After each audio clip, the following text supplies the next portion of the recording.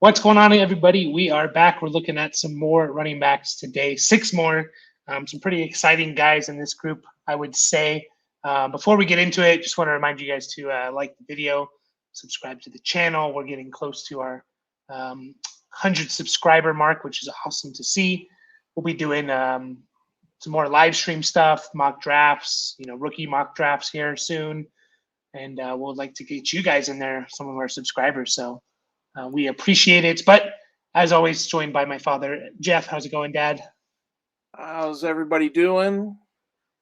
Got to, Looking at the second tier of running backs doesn't mean that's the way they're kind of laying out right now by draft experts. So we know some of these guys. We looked at some pretty good videos of some of these running backs that we're going to talk about, and they were impressive. So somebody's going to end. A couple of these guys are going to end up in NFL teams, and they're going to be an impact. So pay attention. For sure. Yeah, I mean, again, I mentioned in the last video, but you've been hearing all about how many studs there are in this draft in 2023 at the running back position. And we looked at the top four: Bijan, Jahmyr Gibbs, Charbonnet, A-Chain, and then we're going to look at six more. And all these guys are definitely going to be drafted. Possibly all of them with round 3 picks or higher. I would almost put money on definitely all of them drafted by the end of round 4. All these 6, and so exciting to look at. Before we get into it, I do want to mention about I've been talking about draft capital and why it matters so much in football and dynasty football. We talked about quarterbacks that less than 17% of quarterbacks that are finishing in the top 20 were drafted after round 3. We talked about it with receivers. I think it was even more, like 18% of receivers were drafted outside of round 3. The running backs kind of follow that same trend. It's a little higher. It's 28% of the running backs finishing in the top. I did top 15 were being drafted outside of the 3rd round. And if you expand that to the 4th round, then it's 80%. So basically, if your running back's not being drafted in the top 4 rounds, there's a 20% chance they're just not going to be productive. So for fantasy, so very, very important. All these guys I expect to be drafted by then. We're going to get into it. Yeah, those are very relevant stats right there. So, go early. Yeah. I mean, again, you got to respect whether you maybe you don't like a guy so much, but if he gets the draft capital, we got to respect that, and it has to reflect in our dynasty rookie draft. So we'll get into it with our first guy. There's no consensus really after the top 4. I think all these guys are in most people's top 10, but the order of it is kind of mixed around. The first we're going to talk about is Dewayne McBride from UAB, 5'11", 215. Dad, what'd you think of Dewayne McBride? Yeah, he played at the University of Alabama, Birmingham. So I don't think it's a Power 5 school conference. So, but he's bigger, stocky guy. I didn't get a 40 time. I couldn't find a 40 time on him. But 2021 and 2022, he had some very heavy usage as a running back. 204 carries in 21 and 233. That's a lot for a college player. And he produced last year. He had over 1,700 yards and 19 touchdowns. So he was the focus of obviously the team and stuff like that. And I guess he had a very high forced to miss tackle rate. So he looks pretty good. I think he's kind of a semi between the tackles guy. Maybe not, really great speed to get outside and get people to miss. and things like that. But he's gonna be playing on Sunday on some team. Oh yeah, for sure. He will. He'll be drafted.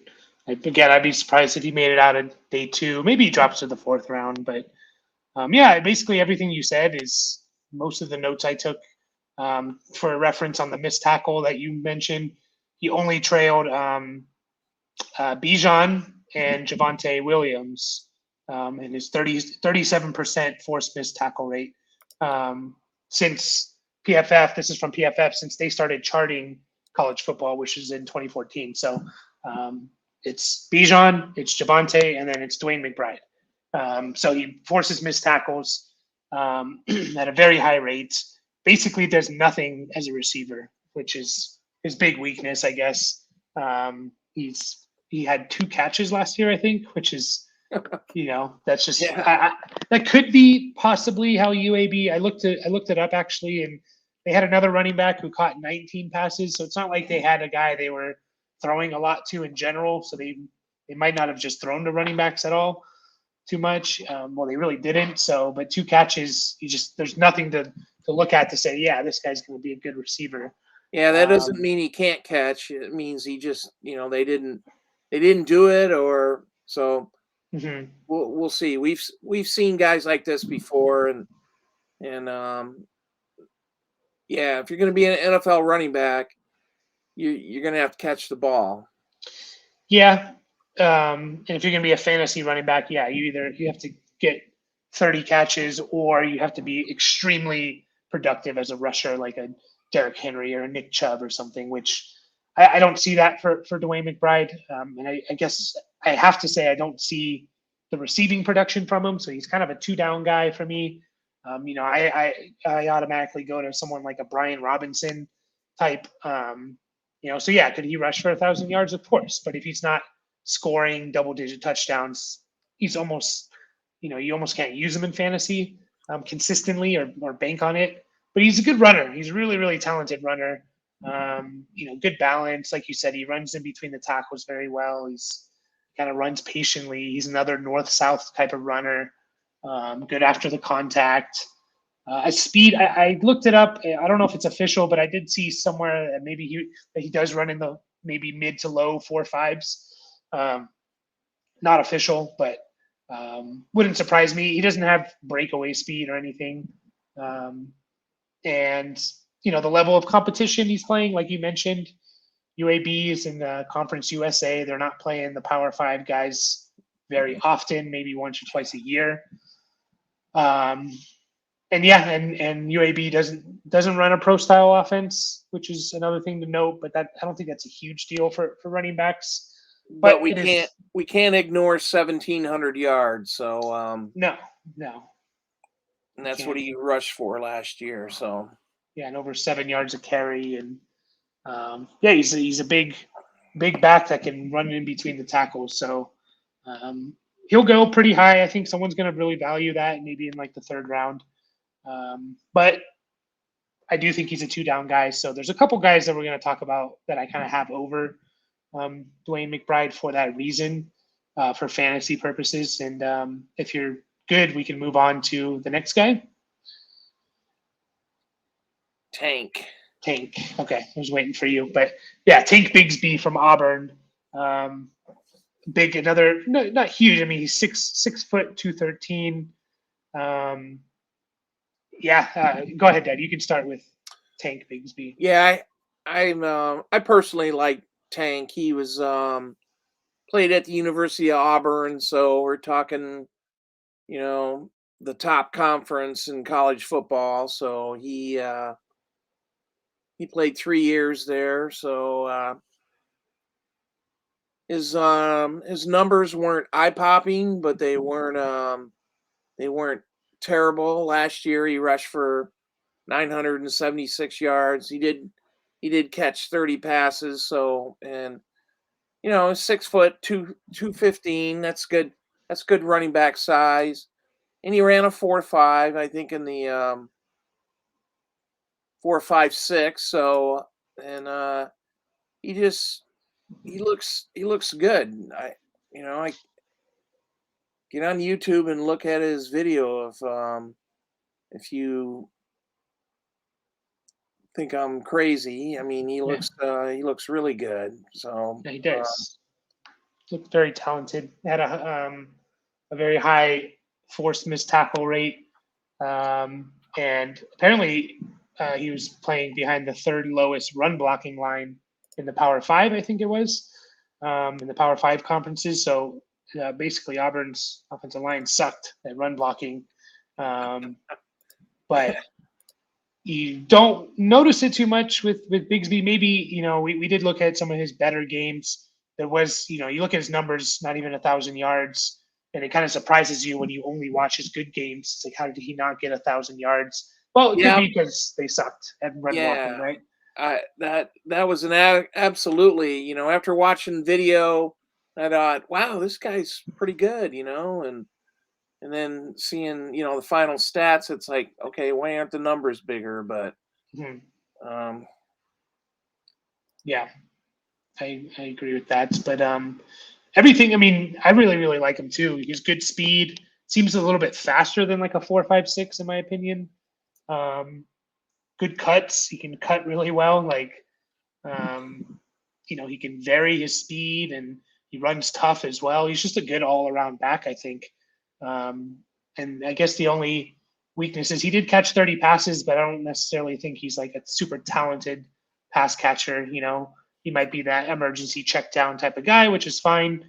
If you're playing in the NFL and you're playing 60 to 70% of the snaps, you're like guaranteed to catch 30 passes, 25 to 30 passes. Just, whether or not they ever scheme up a route for you or anything, that's just the nature of there's going to be check downs. Everyone's covered, check it down. And if you're in there 70% of the time, you're going to catch two balls, 1 to 2 balls every game. So, um, and I think he can be that 3 down back.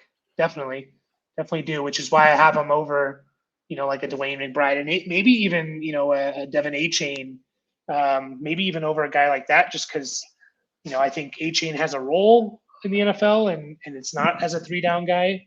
And I think Bigsby can be, a bell cow as they call him. So I really like him. I think I even possibly have him in my like top three. I still don't know if I have him over Charbonnet, um, but I might put him over Charbonnet. That's how much I like Tank Bigsby. So I don't know if you agree or disagree with that, or I haven't think thought about he's, it. I think that's, an okay conversation to have. I definitely seen the same thing. So, Mhm. obviously Charbonneau had a lot of carries at UCLA. Tank was kind of running behind a crappy offensive line and stuff like that. So again, it all depends on the team that they're drafted by and the situation that they get in, and we'll say, hey, where did this guy come from? And it's like, Mhm. well, some of us it won't be a surprise. No, To other people it will be. So yeah, yeah. I'm interested to see where he goes. I can't see him going after round three. I think he for sure gets drafted by round three, by the end of round three. Um, yeah, it's just really impressive stuff from him. So I like it. I like what I see. But we'll move on to our third guy, Kendre Miller from TCU. Interesting, interesting guy here. He's 6 foot 220, so he's one of the bigger backs in this draft class. Um, and he kind of, he was kind of a complimentary back there for a while, and then kind of took over after another guy that we're going to talk about left at TCU. I don't know if I mentioned that. Um, but he's another interesting guy. He was sixth in yards after contact, which is always a good stat. You want to see guys being able to work through contact. Seventh in forced missed tackles. He runs a 4.58, so he's not blazing fast, but he's not super slow. He's just, to me, he was just like a solid runner. Nothing like jumped off the screen for me like it did with Tank Bigsby. Besides that, he was just really productive. 1,400 yards, 17 touchdowns, 16 catches. Um, good balance, good cuts. Like he can kind of like burst out of his cut very well. change direction very well. Doesn't really run with power, I kind of noticed. And which is kind of interesting because he is 220. Didn't show too much in the passing game, in my opinion, but again, if he is a 60-70% snap guy, he's going to catch 25, 30 balls. He reminds me a lot of like a Miles Sanders, and that's actually who I've seen a couple comparisons, PFF and someone else comparing to Miles Sanders, where like you watch Miles Sanders and you're like, nothing jumps out to you like with a Derrick Henry, or a Chubb or these guys, but it's just like you look at the end of the year and it's like, oh, he had 1,200 yards, So what did you think of Kendre Miller? Yeah, I seen him play in a couple of games there. TCU obviously had a very good season last year, and this guy was just, nothing really jumps out and say, wow, it's like, wow, that guy's good. And this guy is good, but I mean, he's kind of steady, so just, not a lot of highs and not a lot of lows, but, like you said, almost 1,400 yards. That's pretty, 224 carries. So he was the man there at TCU. He was patient and had to wait for somebody else to transfer. But he looked the part. He's gonna, and he's got the size, and he's gonna be playing on Sunday somewhere. We'll have to. Yep. Yeah, probably a third round pick. Someone's going to take him. Like that's where a lot of these running backs go. And you agree with like the Miles Sanders kind of comparison in the sense of like when you watch Miles Sanders, it just nothing really excites you. But when you look at the end of the year, it's like, yep, he had a good year. Efficient runner. I don't know if you agree or disagree with that, but I do. Yes, I think exactly. So. Yeah. So, he's kind of out of these six guys, he's kind of like right in the middle of the pack for me. I like Tink Bigsby and another guy more than him, but I do see the possibility of him being that bell cow, playing 60% of the snaps and getting 200 plus carries and 25 catches, and I see that possibility. So I have him over a guy like a Dewayne McBride, who I don't see that possibility necessarily. So we'll get into the next guy, which you mentioned you like, is Tyjae Spears from Tulane. What did you like about him, Dad? Wow, this I liked he really Tulane had a really good season. They end up playing University of Southern California in the Cotton Bowl, and he really ate up USC. So that's where I kind of first noticed him. I mean, sorry, I don't watch a lot of Tulane football, and but I've heard some pretty good things about this guy. Listening to various media outlets and stuff like that.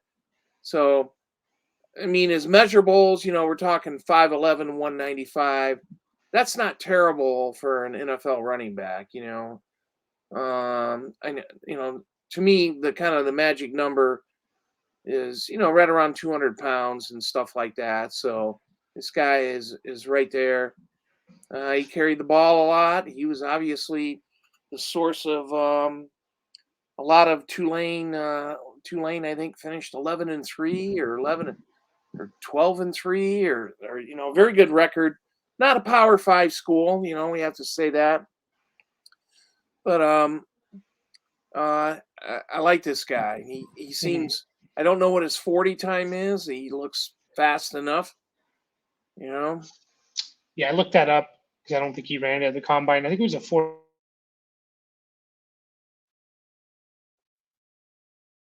Probably under a 4 or 5, and I would just looking at the way he plays. Mm-hmm. We say that time again, Mike. We kind of lost you on a delay. Yeah, I think I looked it up, and I think it was a 4.47 that I saw. Yeah. So definitely in that really good This guy good just looks speed. like a really Yeah, that good was at his running pro back. day. That was Yeah, at his okay. pro day. So yeah, he does. He does. Again, you're concerned about the weight. We already talked about it with A-Chain. You know, the only two running backs that were around, you know, listed at 200 that have been productive recently in the last 4 or 5 years is like Eckler and McKinnon. Those two guys. So you just don't get running backs that are under 200 or at 200 producing very much. Doesn't mean you can't get them. Yeah, I agree with a lot with what you said. Yeah, go ahead. Yeah, I just read. I remember. I always pay attention to the Senior Bowl when when that happens, and I actually watch the practices on TV. And Tyjae Spears, I guess, had a very good Senior Bowl. So I know hearing it on XM radio on the NFL channel, they were very impressed with him. And I'm just kind of reading that right here that he tore up the Senior Bowl pretty good. And so I like this guy. He's hopefully he has a good NFL career. Yeah, yeah, I read that too about the Senior Bowl, and he had 1,000 yards after contact, over 1,000 yards after contact, which is Jeez. crazy for, especially for when we're talking about a guy that's under 200. He just doesn't run that way. He runs almost violently. Like he's really, really hard to bring down, and good. Obviously, he's in the 4.4s with speed, and someone's going to really, really like him and draft him, you know, and want him to be a main guy. He can produce as a receiver.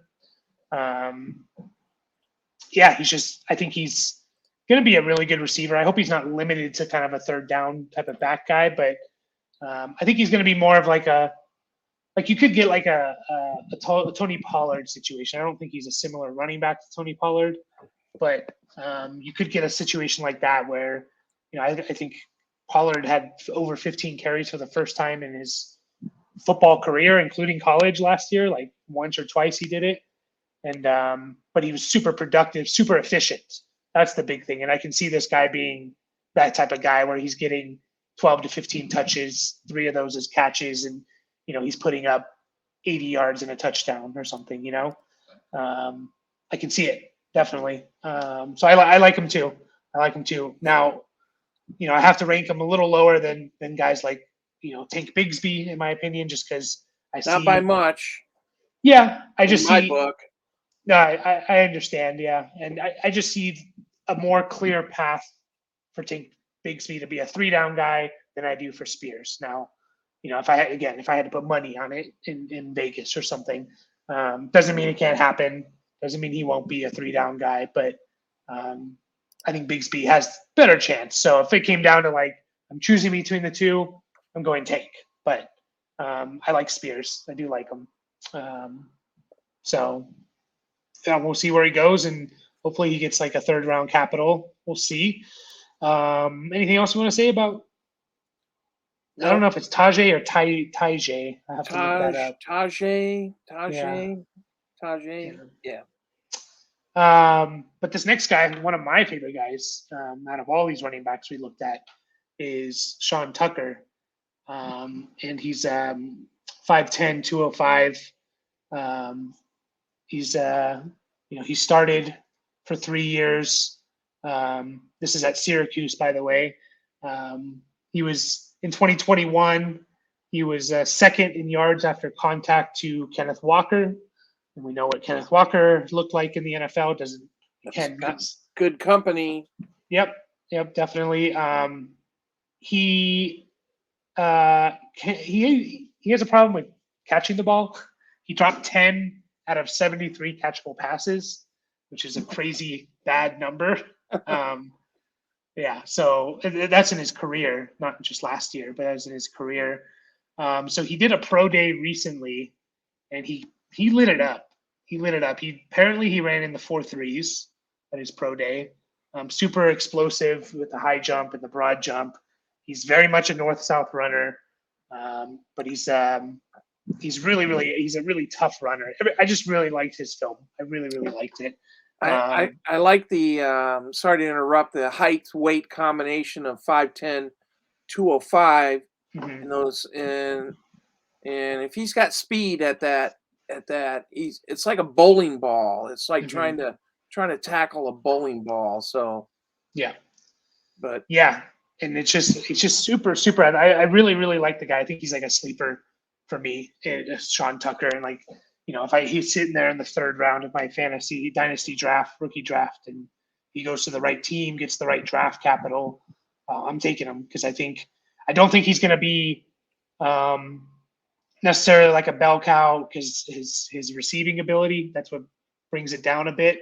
But I think he could be like a high end two down guy like a Nick Chubb that we mentioned. Nick Chubb's had years where he only caught 20 passes, but he was still a top 12 running back because he super efficient, runs for 1,300 yards, scores 10 touchdowns.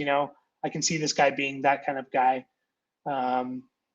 So I would have, I don't hear a whole lot of people talking about him, which is why I also have him as like a sleeper. But he's just super, super impressive. And yeah, if he is really in the 4.3s, and this was like, I think it was a low four, it was like a 4.33 or something.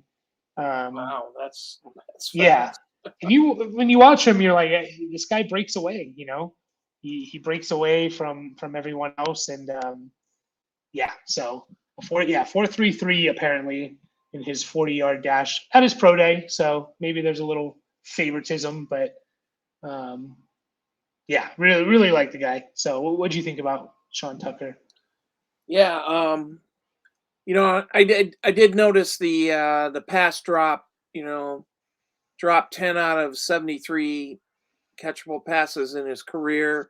But Hmm. then I looked at, last year and he caught 37 passes. Hmm. So maybe he did, maybe, I don't know. We haven't looked at the stats that in depth, but maybe he did a lot of that dropping passes early on. If you're catching 37 passes, that's a pretty good amount. So Hmm. a lot of the running backs we've seen have caught, the decent amount has been around 30 catches. So 37 is definitely a good number. Yeah. He's had a lot of I always look at the number of attempts and how many yards they're carrying and the yards per attempt. And his junior year, I think his second year we'll call it, he had 247 attempts. Wow, I think that's the most I've seen, Hmm. going through the running backs and stuff like that. So 1,500 yards. So he's had a lot of usage. And Yeah. Um, Definitely. The size and speed combination I really like a lot, and it's like maybe the best. Could be, you could argue that it's the best in this whole class, the size speed combination. But that doesn't mean I'm taking them over. Like obviously Bijan is Bijan, but um, go for athletes, go for guys that are explosive like that in the second, third rounds because they can turn into something pretty easily. So, um, but yeah, I think we'll get to our last guy that we have for today. Um, by the way, for me, I put Sean Tucker right behind Bigsby, um, and just ahead of Spears for what I like. Um, just so I see that path of just being a really efficient, productive fantasy running back. But um, we'll get to the last guy. good old Zach Evans. Yep. Yep, yeah, Zach Evans, who was at TCU there for a couple years and was kind of in that. He was kind of splitting carries with Kendre Miller, who we talked about earlier, and then he went to Ole Miss. He's 6 foot 215. What do you think of Zach Evans, Dad? Yeah, I noticed he was originally recruited by Georgia, Mm-hmm. so he's bounced around to a few schools, which is fine. That's what everybody does now to find his kind of his spot where he's going to get utilized. So, um, bigger boy, 6 foot. He his 40 time. I didn't see a 40 time, but I saw 4.45 okay, at a pro that's day. yeah. I think anything under 4.5 is pretty good. So he he's okay. Just kind of a glider a little bit as a runner, and a lot of his yards though come on explosive plays. In other words, so it's not a lot of grinded out type stuff. Mhm. It's like almost what 40 some percent there, 48%, 50%. Come on, bigger runs and things like that. That's not a negative, those are good things. And I think his pass catching ability is a little lackluster. He only Mhm. caught 12 passes. Old Miss was a big passing team, so obviously there's some things to learn there. Yeah, yeah, it was five drops on 35 career catchable passes. So he only had 35 catchable passes in his entire career. Yeah, he was a big 5-star recruit, like you said, to Georgia, but it's never really like materialized for him for whatever reason. I don't know. I have heard a lot of people talk about him and, as a sleeper and, oh, he's going to be good and runs fast, 4.45 is good. And maybe he's talented and we just haven't really seen it for whatever reason. I don't know if it's the teams he's on or, obviously had a transfer a couple times. He is explosive. Yeah, he does have a lot of those, 15-yard runs like you mentioned. But yeah, nothing as a pass catcher. To me, he kind of like gets the ball and he runs, and that's maybe a good, but it could be negative too because you need to be patient a lot of times. You need to have that vision, right? Of like, okay, what hole am I going to hit? I'm not just going to take the ball and run at whatever gap, A gap, B gap, whatever. And I don't know. I see why he was highly recruited, but it hasn't materialized into like, can he be, an NFL running back and be a consistent, productive guy? Because there's a lot of guys that come out that are super talented with the ball in their hands, right? But it takes a little bit more than that.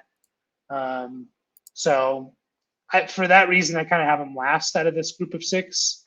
Um, he's had opportunities to show it, and we just haven't seen it. Someone will take him. Someone's going to take him because he is athletic and explosive. So we'll see what he does. But there's 5 guys on this list, 4 guys in last week's video that I'm taking ahead of Zach Evans, in my opinion. Yeah. Anything else we want to? No, not much more to say about Zach. Yeah. So your top 2 were Tank Bigsby and Spears. Is that right? Yeah, for definitely it was Tank and Spears that I liked the most, and Yeah. followed closely by Sean Tucker from Syracuse. Okay. You Any know, so if Bigsby is kind of your number 1 out of this group, would you kind of put him over? I know we talked a little bit about, A Chain and Charbonnet. Would you be fine if he gets, let's say he gets second or early third round draft capital and he goes to a team where you can see the path of him being the number 1 guy? Would you maybe have him as like your third running back taken in rookie yeah, draft? I could definitely do that. Again, you know, if you're drafting these guys in your dynasty draft, you have to look at the team that they go to and try. And this is difficult. Try to anticipate how he's going to get used. Look at your team. The team that they're on, geez, do they have 2 running backs there already? And this guy might be the 3rd one. But then, things always change in training camp. So I know it's kind of hard. We have to make choices early. A lot of dynasty rookie drafts are in May and stuff like that. So Yeah. we have to try and figure it out. So Yeah, for sure. And I like them being in May. Obviously, I think all of them should be after the NFL. yeah, I think being in May right after the NFL draft kind of levels the playing field a little bit in your dynasty league, and probably But doesn't give people a lot of chance that, to do research. And you better do your research. You better do it before, yeah, or you're not going to get a lot of time. Sorry, yeah, you cut out again there, Mike. yeah. I just noticed. One next week, I'll be better internet. But Good. yeah. I think you were basically just saying what I was saying of I think May or June is a good time for the rookie drafts because you want to reward the people that they're not just relying on what they see in preseason or something. So yeah, I like for my top two is Bigsby and Tucker, and both of those guys I could make a case of being, Bigsby for sure being my RB3 and Tucker maybe being my RB4. I do like Charbonnet as well though, so I don't want to get too crazy. But yeah, I think we'll finish up there. We're gonna be back in the next two videos. We're gonna go over probably 10 more running backs. So we're gonna get down to the top 20, which again, last year I think there was 22 taken, and I think on average of the last 3-4 years it's been 18, 19 taken. So there's gonna be more guys in that, especially the first couple guys we're gonna look at that they could be again round 4 picks. Just think of Isaiah Pacheco, their 7th round pick at Kansas City, and he was relevant in the Super Bowl. So Yep. whoever drafted him in a dynasty draft and stashed him, he was relevant near the end of the year. It's probably going to be pretty relevant next year. So Mm-hmm. Yeah. I mean, Damian Pierce. I know he was a 4th rounder, but he had to have been what, I don't know what number running back he was taken at, but probably I don't know. Maybe he was definitely in the top 10, I think. But there's guys, that will be taken and that will be relevant for sure. So we'll be back. So we got 2 more videos of running backs, and then we'll probably just make 1 video of tight ends, although it is a pretty deep tight end class. So maybe we'll do 2. And then we're going to be doing lots of rookie mock drafts, maybe like multiple times a week. And ideally, we'd like to have a full, actual real people drafting and not AI, just to get a better feel for how it might go in your rookie drafts. So yeah, if you subscribe to the channel, like the video, and you join us when we go live for those, we'll get you in for sure. So. But other than that, I guess we'll be back next week looking at some more running backs. So thanks again. Catch you guys next week. adios.